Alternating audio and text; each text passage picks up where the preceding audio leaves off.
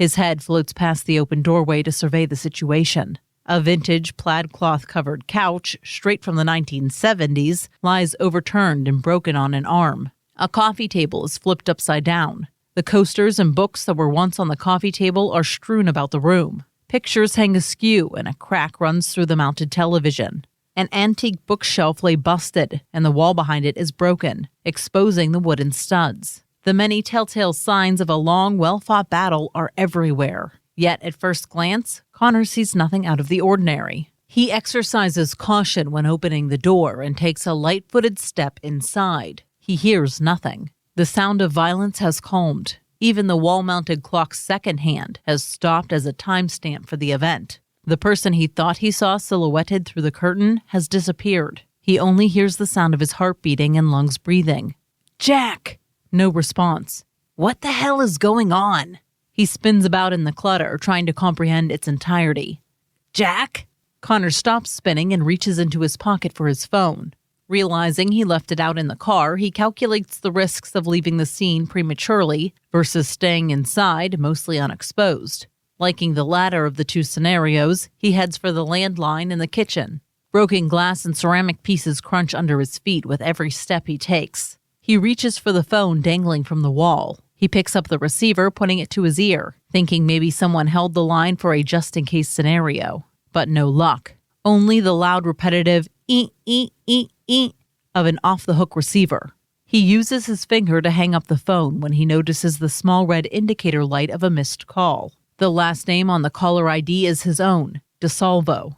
He frantically dials his dad's cell phone. In his haste, he misdials. "Damn it," spews forth from his mouth without his consent. He dials again, but only to be greeted by a voicemail message. "Dad, where are you? I'm at Jack's and something's wrong.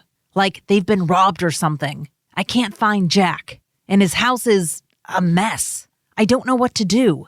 His message is interrupted by a call waiting beep. His rapid-fire train of thought halts. He looks down at the caller ID once more to see who is calling. And once again, it's his surname. "Oh, it's you." And with that final interjected thought, he clicks over to the other line. "Dad, I'm at Jack's. Something's not right." Cut off by the commanding tone of his father's words, he stands listening intently. He nods along an unreceived affirmation with every word he hears. "Should I call the police?" His eyebrows raise as his father's uncharacteristic commands not to phone the authorities stop short of falling right out of his ear. Okay, I understand. But I don't understand what you mean by anything unusual. Like, besides the fact that it looks like a tornado rampaged through here?" He falls silent again, listening once more to his father's words. After a deep breath to collect himself, he speaks once again. "I don't know. I'll keep looking. I'm freaking out, Dad, but I'll let you know."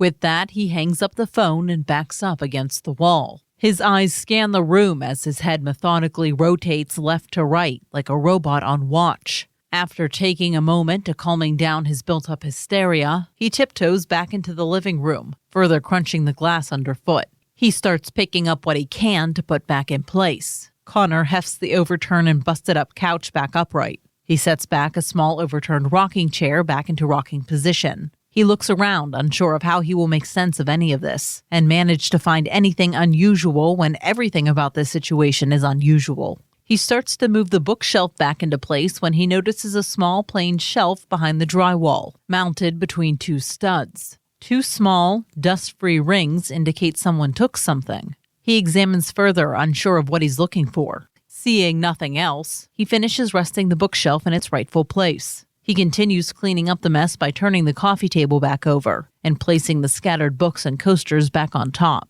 He notices on the floor where the table had just been covering a piece of parchment, blank but old. He places it back on top of the table between two books. Continuing his way through the wreckage back into the kitchen, he looks around at the pristine kitchen, save two chairs pulled away from the table. On the fridge, he finds flight info under a magnet and two phone numbers. He pockets the information and heads to the bathroom just off the kitchen. Finding it untouched, he sweeps the rest of the house to see everything else is intact, except for a small portion of the hallway off the main room.